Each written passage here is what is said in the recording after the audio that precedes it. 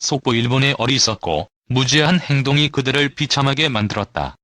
도쿄 최대 기업 긴급 파산 발표. 기시다 후미오가 무릎을 꿇고 아기처럼 울었어요. 7일 일본 정부가 신종 코로나 바이러스 감염증 감염 확산 억제를 위해 수도권에 긴급 사태 선언을 발령할 전망이다. 기업들의 파산과 폐업 급증에 대한 우려가 커지고 있다. 6일 지지통신은 긴급 사태 선언 재발령이 이미 지난해 후반부터 체력이 떨어진 중소영세 기업들에게는 사업을 포기하는 최후의 일격이 될 수 있다고 지적했다. 긴급 사태 선언으로 수도권의 경제 활동이 한층 정체될 수 있기 때문이다. 일본 정부는 7일 도쿄도, 사이타마, 현지바, 현가나가와 현 등 수도권 4개 지역에 긴급 사태 선언을 발령할 전망이다. 코로나19 담당인 니시무라 야스토시 경제재정 재생상은 지난 5일 기지회견에서 텔레워크 추진도 하나의 큰 기둥이다라며 출근자 70% 감소 등 목표를 설정할 생각을 나타냈다.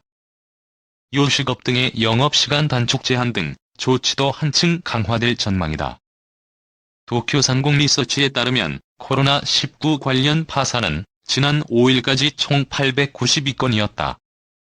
정부와 일본은행에 따른 자금 융통 지원으로 지난해 도산 전체 기업 수는 31년 만에 최저 수준이었다. 그러나 지난해 9월 이후 매월 100건 안팎 수준으로 증가세를 보이고 있다. 요식업과 숙박업 등을 중심으로 소규모 기업들의 파산이 눈에 띈다. 두 번째 긴급 사태 선언 발령으로 기업들에게는 장래는 더욱 불투명해졌다. 도쿄상공 리서치 담당자는 대출을 받아도 매출이 없으면 더 이상 나아갈 수 없다. 흑자 폐업하는 경우도 늘고 있다고 우려했다. 자금 융통이 어려운 기업이 거래처에서 대금 납부를 압박받으며 연쇄 파산이 나올 가능성도 있다. SMBC 니코 증권 마키노 주니치 수석 이코노미스트는 음식점의 환기 설비 교체 등 감염 방지를 위한 투자에는 강력한 보조가 필요하다고 지적했다. 일본 정부가 긴급 사태 선언을 내리게 되면 이번이 두 번째다. 지난해 4월 7일 도쿄 등 7개 지역에 긴급 사태 선언을 발령했다가 같은 달 16일 전국으로 발령 지역을 확대했다. 이후 지역별로 단계적으로 해제했다. 25일 전면 해제했다. 이 코로나 19발 파산 물결에 빈 사무실 쏟아지는 도쿄. 코로나19 사태로 일본 회사들의 사업 축소와 파산이 이어지면서 수도 도쿄에서 빈 사무실이 속출하고 있다. 코로나19 유행 후 도쿄에서만 파산을 신청한 회사가 100곳을 넘긴 가운데 7월 공실률 상승폭이 역대 최대를 기록했다고 블룸버그가 6일 보도했다. 중심 업무 지구 5곳의 사무실 공실률은 6월 1.97%에서 7월 2.77%까지 높아졌다. 5개월 연속 상승세이자 한 달 상승폭으로는 2009년 금융위기 당시를 뛰어넘는 최고 기록이다. 5개 지구 가운데 시나가와 역이 있는 미나토구의 공실률이 이 기간 1.19%p 높아져 가장 상황이 나빴다.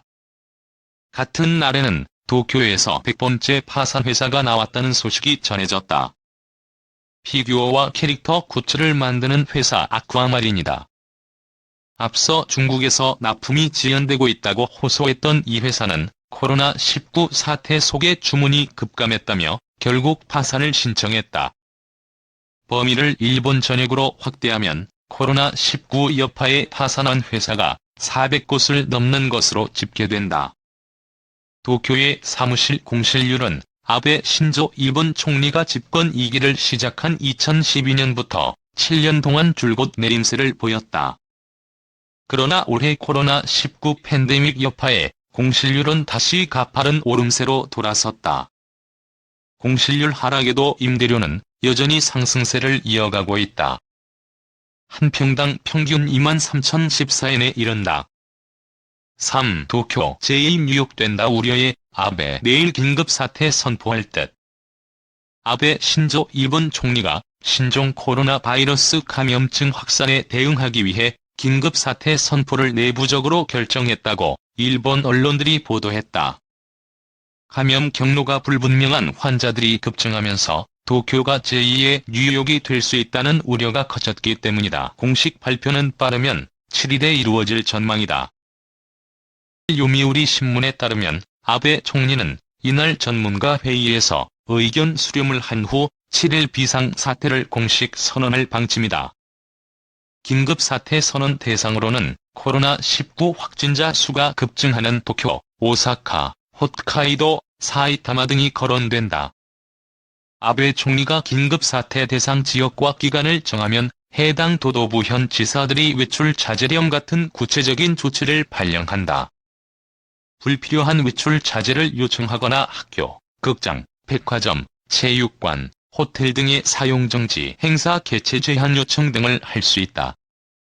다만 법적 강제력이 없어 위반 시에도 처벌받지 않는다. 아베 총리는 그간 일본 경제에 미칠 파장을 우려해 긴급사태 선포를 차일피일 미루어왔다. 시간이 갈수록 확산 속도가 빨라지자 방침을 바꿨다. 도쿄도 감염자 수는 4일 118명을 기록했다. 하루 100명대에 진입한 지 하루 만인 5일 143명의 새로운 감염자가 나왔다. 누적 감염자는 1000명대에 들어섰다. 우려를 더하는 것은 어떤 과정을 거쳐 바이러스가 옮았는지 불분명한 확진자들이 급증하고 있다는 점이다. 도쿄도의 경로 미확인 감염 비율은 그동안 30에서 40% 선이었지만 4일 69%, 5일 64%로 급상승했다.